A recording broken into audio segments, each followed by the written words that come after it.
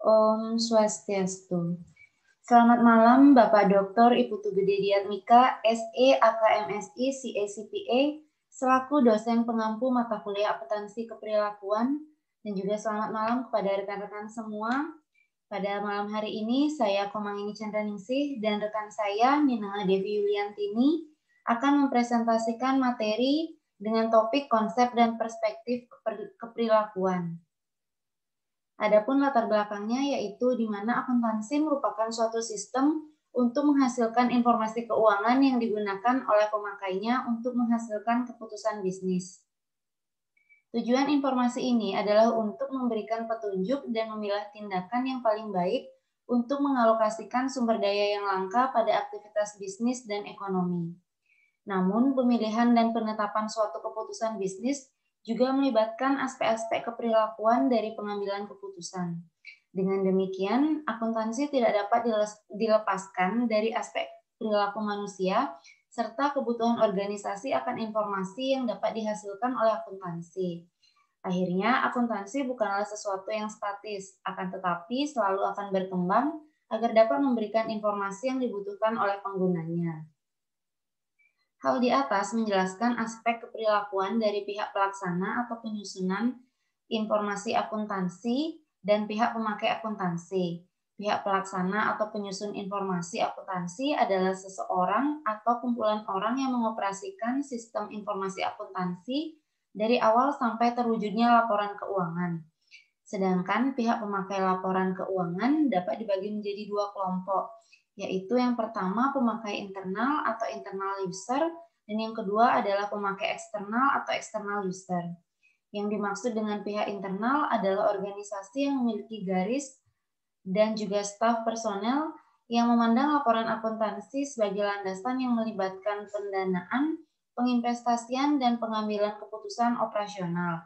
Sedangkan pemakai eksternal meliputi sejumlah kelompok pemegang saham, kreditor, serikat buruh, analis keuangan, dan juga pemerintah. Memakai informasi akuntansi oleh pihak internal dimaksudkan untuk melakukan serangkaian evaluasi kinerja, sedangkan pemakaian oleh pihak eksternal dimaksudkan sama dengan pihak internal. Akan tetapi mereka lebih fokus pada jumlah investasi yang mereka lakukan pada organisasi tersebut. Maka dalam kesempatan kali ini saya dan rekan saya akan mencoba menjelaskan dan memaparkan pengenalan mengenai konsep dan perspektif dari keperilakuan. Adapun rumusan masalah yang akan dibahas itu ada 6. Yang pertama, bagaimana peran tradisional akuntansi, kemudian bagaimana dimensi akuntansi keperilakuan, kemudian yang ketiga, bagaimana akuntansi keperilakuan sebagai perluasan logis dari peran akuntansi tradisional, kemudian bagaimana perkembangan sejarah akuntansi keperilakuan, bagaimana persamaan dan perbedaan ilmu keperilakuan dan akuntansi keperilakuan, dan yang terakhir, bagaimana perspektif berdasarkan perilaku manusia dari sisi psikologis, sosiologi, dan juga psikologi sosial. Untuk tujuannya itu adalah mengacu pada rumusan masalah yang sudah saya sampaikan tadi, di mana yang pertama adalah untuk mengetahui peran tradisional akuntansi, kemudian yang kedua untuk mengetahui dimensi akuntansi keperilakuan, yang ketiga untuk mengetahui akuntansi keperilakuan sebagai perluasan logis dari peran akuntansi tradisional, yang keempat untuk mengetahui perkembangan sejarah akuntansi keperilakuan, yang kelima untuk mengetahui persamaan dan perbedaan dari ilmu keperilakuan dan juga akuntansi keperilakuan, dan yang terakhir adalah untuk mengetahui perspektif berdasarkan perilaku manusia dari sisi psikologis, sosiologi, dan juga psikologi sosial. Langsung saja ke pembahasan yang pertama itu terkait dengan peran tradisional akuntansi, di mana akuntansi merupakan sebuah disiplin ilmu yang memiliki fungsi untuk menyediakan informasi yang relevan dan tepat waktu mengenai keadaan finansial dari sebuah organisasi bisnis dan non-bisnis untuk mengarahkan penggunaan internal dan eksternal dalam pengambilan keputusan ekonomi. Pada dasarnya, hal yang membedakannya adalah di mana akuntansi keuangan digunakan oleh pihak eksternal dan terikat pada sebuah standar akuntansi yang berlaku baik GAAP maupun IFRS. Sedangkan akuntansi manajemen digunakan oleh pihak internal di mana tidak ada standar umum yang mengikat terhadap penerapan dari akuntansi manajemen itu sendiri. Sehingga akuntansi keperilakuan menjadi cabang yang berfokus pada hubungan antara perilaku manusia dari sistem akuntansi yang dalam hal ini mencakup akuntansi manajemen dan juga akuntansi keuangan. Kemudian yang selanjutnya adalah dimensi akuntansi keperilakuan, di mana akuntansi keperilakuan berada di balik akuntansi tradisional yang berarti mengumpulkan, mengukur, mencatat, dan juga melaporkan informasi keuangan. Dengan demikian, dimensi akuntansi berkaitan dengan perilaku manusia dan juga dengan desain, konstruksi, serta penggunaan suatu sistem akuntansi yang efisien. Di mana akuntansi keperilakuan dengan mempertimbangkan hubungan antara perilaku manusia dengan sistem akuntansi, yaitu mencerminkan dimensi sosial dan budaya manusia dalam suatu organisasi. Nah, secara umum lingkup dari akuntansi keperilakuan dapat dibagi menjadi tiga bidang besar, yaitu yang pertama itu adalah pengaruh perilaku manusia berdasarkan desain, konstruksi, dan penggunaan sistem akuntansi, di mana bidang dari akuntansi keperilakuan ini mempunyai kaitan dengan sikap dan juga filosofi manajemen yang mempengaruhi sifat dasar pengendalian akuntansi yang berfungsi dalam suatu organisasi. Kemudian untuk yang kedua itu adalah pengaruh sistem akuntansi terhadap perilaku manusia, di mana bidang dari akuntansi keperilakuan ini berkenaan dengan bagaimana sistem akuntansi mempengaruhi motivasi, produktivitas, pengambilan keputusan, kepuasan kerja, serta juga kerjasama. Dan yang terakhir adalah metode untuk memprediksi dan juga strategi untuk mengubah perilaku manusia. Bidang ketiga dari akuntansi keperilakuan ini mempunyai hubungan dengan cara sistem akuntansi yang digunakan sehingga dapat mempengaruhi perilaku. Adapun yang bahasan ketiga yaitu terkait akuntansi keperilakuan sebagai perluasan logis dari peran akuntansi tradisional, di mana pengambilan keputusan dengan menggunakan laporan akuntansi akan dapat menjadi lebih baik jika laporan tersebut banyak mengandung informasi yang relevan. Akuntansi mengakui adanya fakta ini melalui prinsip akuntansi yang dikenal dengan pengungkapan penuh atau full disclosure, di mana prinsip ini memerlukan penjelasan yang tidak hanya berfungsi sebagai pengganti dan penambah informasi guna mendukung laporan data keuangan perusahaan, tetapi juga sebagai laporan yang menjelaskan kritik terhadap kejadian-kejadian dan keuangan. Informasi tambahan ini dilaporkan baik dalam suatu kerangka laporan keuangan maupun dalam catatan atas laporan keuangan suatu perusahaan. Beberapa ahli membantah pernyataan bahwa informasi pada dimensi perilaku organisasi adalah tidak berguna bagi pengambil keputusan internal dan eksternal.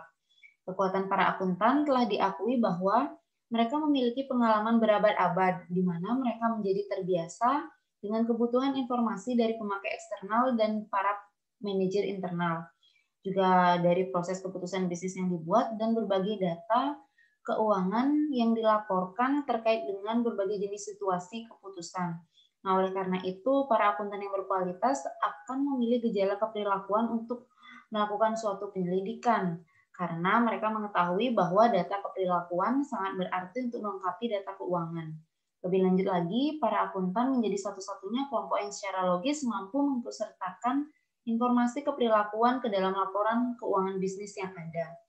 Baik, untuk bahasan selanjutnya itu akan dibahas oleh rekan saya. Maka dari itu, waktu saya persilakan kepada Devi. Ya, terima kasih. Di sini saya akan menjelaskan perkembangan sejarah akuntansi keperilakuan. Nah, riset akuntansi keperilakuan merupakan suatu bidang baru yang secara luas berhubungan dengan perilaku individu, kelompok, dan organisasi bisnis, terutama yang berhubungan dengan proses, informasi akuntansi, dan audit. Riset akuntansi keperilakuan merupakan suatu fenomena baru yang sesungguhnya dapat ditelusuri kembali pada awal tahun 1960-an. Walaupun sebetulnya dalam banyak hal, riset tersebut dapat dilakukan lebih awal. Riset akuntansi keperilakuan meliputi permasalahan yang berhubungan dengan yang pertama itu adalah pembuatan keputusan dan pertimbangan oleh akuntan dan auditor. Yang kedua adalah pengaruh dan fungsi akuntansi seperti partisipasi dalam penyusunan anggaran, karakteristik sistem informasi, dan fungsi audit terhadap perilaku baik karyawan, manajer, investor, maupun wajib pajak. Dan yang ketiga, pengaruh hasil dan informasi tersebut seperti informasi akuntansi dan penggunaan pertimbangan dalam pembuatan keputusan.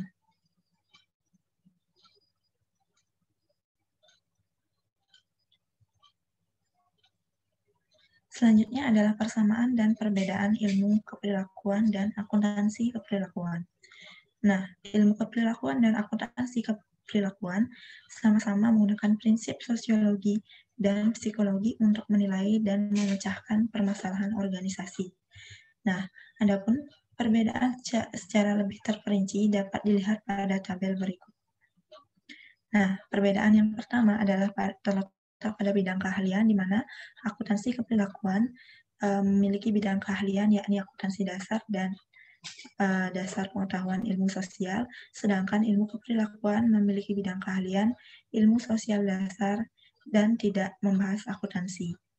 Dan untuk perbedaan yang kedua adalah kemampuan untuk mendesain dalam menjalankan proyek penelitian keperilakuan, di mana akuntansi keperilakuan yakni tidak ada bagian atau elemen pada training, sedangkan ilmu keperilakuan memiliki elemen kunci pada training.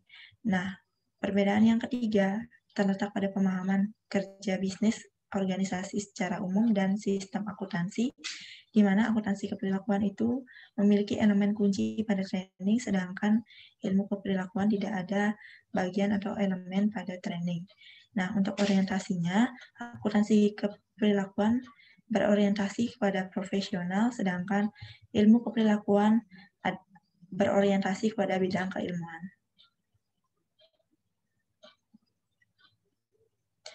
Selanjutnya adalah perspektif berdasarkan perilaku manusia dari sisi psikologis, sosiologi, dan psikologi sosial. Nah, menurut Robin tahun 2003, ketiga hal tersebut yaitu psikologi, sosiologi, dan psikologi sosial merupakan kontribusi utama dari ilmu perilakuan. Nah, ketiganya melakukan pencarian untuk menguraikan dan menjelaskan perilaku manusia, walaupun secara keseluruhan ketiga hal tersebut memiliki perspektif yang berbeda mengenai kondisi manusia. Nah, psikologi merupakan ilmu pengetahuan yang berusaha mengukur, menjelaskan, dan kadang mengubah perilaku manusia. Sedangkan untuk sosiologi, yakni mempelajari sistem sosial di mana individu-individu mengisi peran-peran mereka, di mana sosiologi mempelajari orang-orang dalam hubungan dengan manusia-manusia sesamanya. Nah, untuk psikologi sosial adalah suatu bidang dalam psikologi, tetapi memadupadankan konsep-konsep baik dari psikologi maupun sosiologi yang memusatkan perhatian pada perilaku kelompok.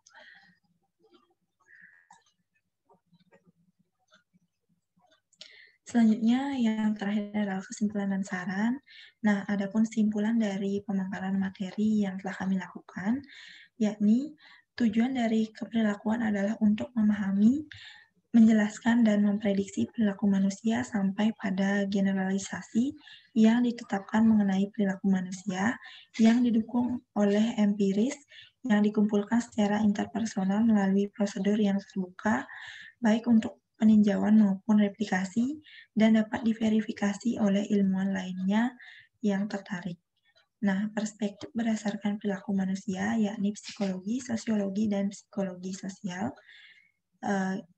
ketiga hal tersebut merupakan kontribusi utama dari ilmu keperilakuan. Nah, ketiganya melakukan pencarian untuk menguraikan dan menjelaskan perilaku manusia, walaupun secara keseluruhan mereka memiliki perspektif yang berbeda mengenai kondisi manusia. Nah, psikologi terutama mereka tertarik dengan bagaimana cara individu bertindak. Fokusnya didasarkan pada tindakan-tindakan orang-orang ketika mereka berinteraksi terhadap stimuli dalam lingkungan mereka. Nah, dan perilaku manusia menjelaskan dalam kaitannya dengan ciri, arah, dan motivasi individu. Keutamaan psikologi didasarkan pada seseorang sebagai suatu organisasi. Di lain pihak, sosiologi dan psikologi sosial memusatkan perhatian pada perilaku kelompok sosial. Penekanan keduanya adalah pada interaksi antara orang-orang dan bukan pada pasangan fisik. Nah, perilaku diterangkan dalam hubungannya dengan ilmu sosial, pengaruh sosial, dan ilmu dinamika kelompok. Nah, adapun saran yang dapat kami sampaikan, yakni adanya tambahan referensi demi penyempurnaan isi materi yang disajikan sehingga dapat memberi tambahan ilmu serta wawasan kepada seluruh pembaca. Sekian presentasi yang dapat kami sampaikan. Apabila ada salah-salah kata, kami mohon maaf. Semoga pemaparan materi kami dapat bermanfaat bagi semua. Akhir kata kami tutup dengan Parama Santi. Om Santi, Santi, Santi, Om.